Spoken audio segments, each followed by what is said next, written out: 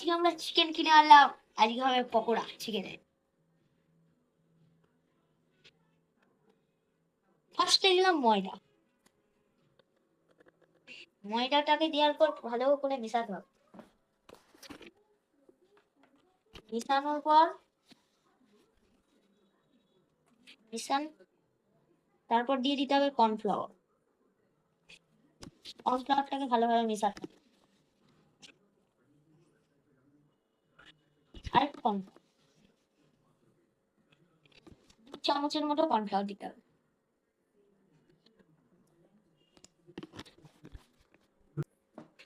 এটা একটু আদা রসুনের পেস্ট দিতে হবে।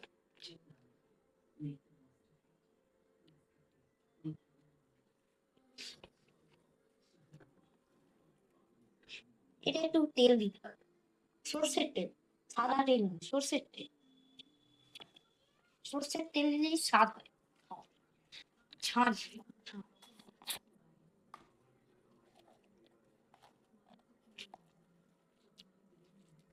একটু লঙ্কা গুঁড়ো, 2 চামচের মতো লঙ্কা।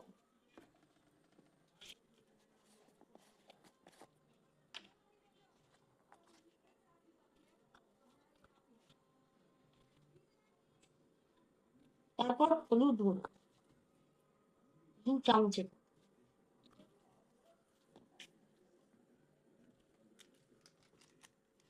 তারপর কাশ্মীরি লঙ্কা গুঁড়ো, অপশনাল।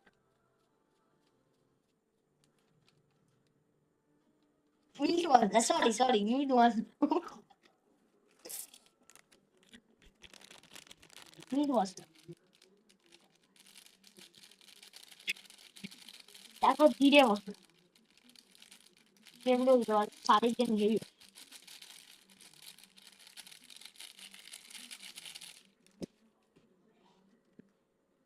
তারপর দিতে হবে কাশ্মীরি।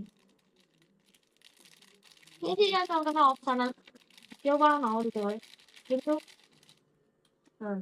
মিট মশলা দিতেই হবে। এর উপর দিতে হবে গরম মশলা 1 চামচ, একটু নুন,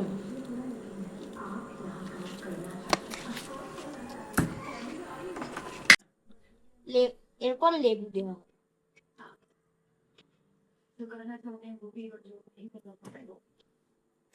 এটা ভালো করে মিক্স করো।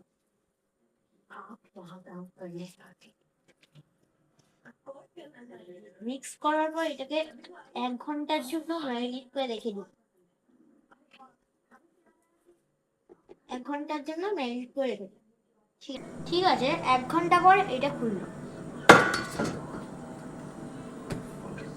একটু মাংস রস ছেড়ে যাবে, একটু মাখিয়ে নিতে হবে।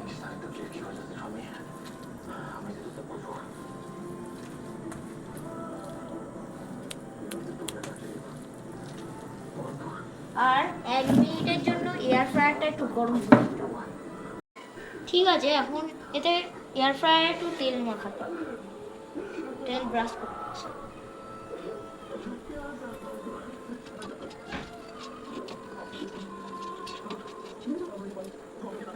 তারপর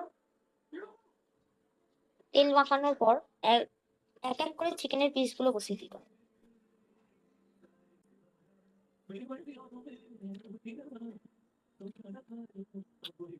এরকম ভাবে সোজাসুজি ভাবে পিসগুলো এরকমই কাটবে, দেখতে আরো সুন্দর।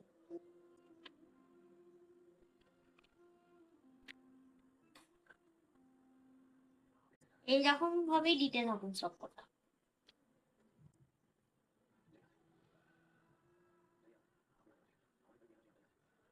আপনার যদি কম থাকে আপনি একটা ব্যাচেই হয়ে যাবে, কিন্তু আমার বেশি আছে বলে আমাকে 2টো ব্যাচে করতে হবে। এইভাবেই করবো। 180-তে 20 মিনিট দিতে হবে।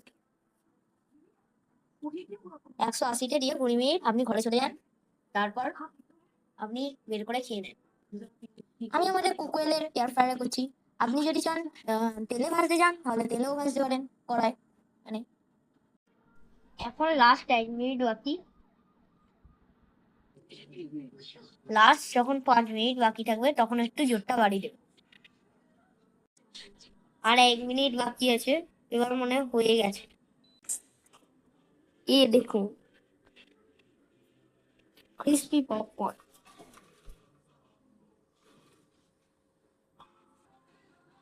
এটা এখন সার্ভ করে চাটনির সঙ্গে মজা করুন।